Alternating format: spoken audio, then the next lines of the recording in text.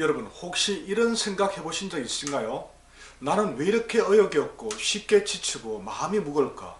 병원에서는 우울증이라고 했지만 약만으로 해결되지 않았던 그 감정들, 혹시 체질에서부터 시작된 문제는 아닐까라고 말입니다. 오늘 영상에서는 첫째, 우울증이 태음인에게 많이 나타나는 이유, 두 번째, 태음인 목양체질 여성이 겪을 수 있는 특별한 증상, 세 번째, 체질적 접근으로 우울증을 극복한 사례까지 지금부터 함께 알아보겠습니다. 여러분, 요즘 왜 이렇게 우울한 사람이 많을까요? 이유는 세상이 너무 바빠졌기 때문입니다. 일이 많고 사람은 많고 스트레스도 많고, 그러다 보면 우리 뇌 안에 있는 기분 조절 스위치들이 조금씩 고장이 나기 시작하죠. 대표적인 것이 세로토닌, 도파민, 노르에핀네프린입니다. 이게 잘 분비돼야 기분도 좋고 의욕도 생기고 오늘 무엇 좀 해볼까 하는 마음이 들겠죠. 그런데 스트레스가 누적되면 기분 조절 호르몬이 줄어들면서 뇌가 점점 의욕이 없어지는 상태로 바뀝니다. 그러다 보면 무기력, 우울감, 심하면 삶의 의미까지 의심하게 되죠. 그래서 우울증은 절대 그냥 넘기면 안 되는 중요한 질환입니다. 서양의학에서는 우울증을 뇌 회로가 고장난 상태로 봅니다.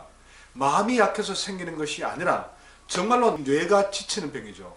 기분을 조절하는 물질들이 부족해지고 스트레스 호르몬은 넘쳐나고 뇌는 끌어내서 그만 멈춰 하는 상태가 되고 맙니다. 그래서 감정 조절도 어렵고 계속 부정적인 생각에 빠져듭니다. 그런데 무서운 건 이 상태가 반복되면 뇌의 회로 자체가 굳어버린다는 것입니다. 일종의 부정회로 락걸림 현상이라고 보면 됩니다. 거기서 빠져나오려면 단순한 위로나 휴식으로는 부족하죠. 여기에 유전, 어린 시절 상처, 트라우마 같은 요소까지 겹치면 우울증은 점점 더 깊어질 수밖에 없습니다. 체질학 관점에서는 같은 스트레스를 받아도 사람마다 그 충격의 정도와 나타나는 양상이 전혀 다르다고 봅니다. 이는 각각의 체질마다 특정 장부의 강하고 약함에 따라 뇌신경계의 기능적 반응이 다르게 나타난다고 보기 때문이죠. 예를 들어 폐대간소의 태양인 체질은 스트레스에 민감하고 에너지 과잉 상태일 때 자율신경계가 쉽게 흥분됩니다. 그 결과 불면, 불안, 조증에 가까운 우울 증상이 먼저 나타날 수 있습니다. 반면 간대폐소의 태음인 체질은 신진대사가 정체되기 쉬워서 에너지 흐름이 원활하지 못하죠. 그래서 무기력, 피로, 감정 둔화 같은 증상이 발생하기 쉽습니다. 특히 팔체질의학에서는 체질에 맞지 않는 음식 섭취가 뇌 신경계를 자극하거나 마비시켜 우울감을 더욱 악화시킬 수 있다고 봅니다. 그런데 태음인은 유독 슬픔에 쉽게 빠집니다. 우울증 환자의 절대 다수가 태음인 체질일 정도입니다.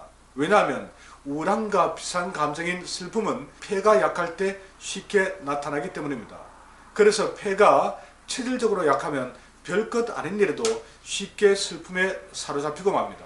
반면 폐가 선천적으로 튼튼한 체질은 슬픔 경험을 해도 웬만하면 툴툴 털어버리고 새롭게 시작합니다. 이처럼 체질에 따라 느끼는 감정 상태가 같지 않습니다. 그리고 태음인은 음적 성향이 강한데 이 역시 우울증에 큰 영향을 끼칩니다. 음적 성향이 강하면 수렴적 감정인 슬픔을 더 배가하기 때문입니다. 그래서 태음인과 같은 음적 체질은 정서적 충격과 스트레스를 밖으로 발산해서 풀어내는 능력이 좀 떨어지죠. 그래서 슬픔을 안으로만 수렴하다가 보면 어느 순간 음적 감정인 슬픔에 쉽게 사로잡히게 되는 것입니다. 또한 여자는 남자와 비교해 수렴적이고 감성적인 음적 성향이 더 강합니다. 그래서 태음인 여자들이 상대적으로 우울증이 많을 수밖에 없습니다. 그런데 생각을 주관하는 비위까지 약하면 어찌 될까요? 생각하면 할수록 더욱더 슬퍼지겠죠. 그래서 8개 체질 중에서 우울증이 가장 많은 체질은 바로 한태음인 목양체질입니다. 우울증 원인은 이 정도로 정리하고 우울증을 실제로 극복한 사례를 소개해드리겠습니다. 가정적인 문제로 극심한 우울증을 앓았던 한태음인 목양체질 선배 여성이 있었습니다. 우울증으로 불면증에 탈모까지 심한 상태였습니다. 이분과 상담 후에 체질적 관점에서 우울증 극복 방법을 몇 가지 알려드렸습니다. 앞으로는 슬픈 내용의 드라마나 영화를 절대로 보지 말고 대신 웃음을 유발하는 개그나 코미디물을 보면서 억지로라도 웃어보라고 했습니다. 오행의 삼극 원리에 화극금이라는 용어가 있습니다. 화는 금을 극하는 거죠. 이에 따르면 화의 감정인 기쁨, 웃음은 금의 감정인 슬픔을 극복하는 힘이 있습니다. 그리고 구당 김난수 선생님의 무국보양뜸 또는 수지뜸과 체질식을 권했습니다. 뜸은 기혈순환을 촉진해서 막힌 길을 뚫어줍니다. 그리고 태음인에게 좋은 음식은 대체로 어둡고 수렴적인 음의 기운을 몰아내는 양적 성질을 지니고 있습니다. 덧붙여 음적인 실내에만 머무르지 말고 자주 밖으로 나가서 강한 양의 기운을 뿜어내는 태양빛을 많이 쬐을 것을 강력히 강조했습니다. 마침 저녁 시간이라 이 지인과 함께 세 사람이 통닭집으로 갔습니다. 속이 매우 내간 상태에서 열을 낼 수 있고 체질에도 이로운 닭이 괜찮을 듯 했습니다. 소화가 잘 되지 않는다는 말을 듣고는 좁쌀침으로 비전격을 붙여드렸습니다. 소주도 한 잔 권했습니다. 닭은 맥주와 음양궁합이 잘 맞지만 이날만큼은 소주를 주문했습니다. 이분 체질도 그렇고 음적 감정이 과도하고 몸도 냉해서 술과 안주 모두 양적인 음식을 선택한 것입니다. 그런데 아픈 사람에게 웬 술을 권했을까요? 이 여성분은 슬픔과 스트레스가 많은 상태입니다. 그러니 발산적이고 신진대사를 촉진하며 긴장의 끈을 풀어주는 소주 한두 잔은 독이 아니라 오히려 치료약이 될 수도 있습니다. 이렇게 닭을 안주 삼아 소주를 한잔하면서 지인과 제가 머리를 쥐어짜내며 아재 개그를 펼쳤더니 웃음을 지으시더군요.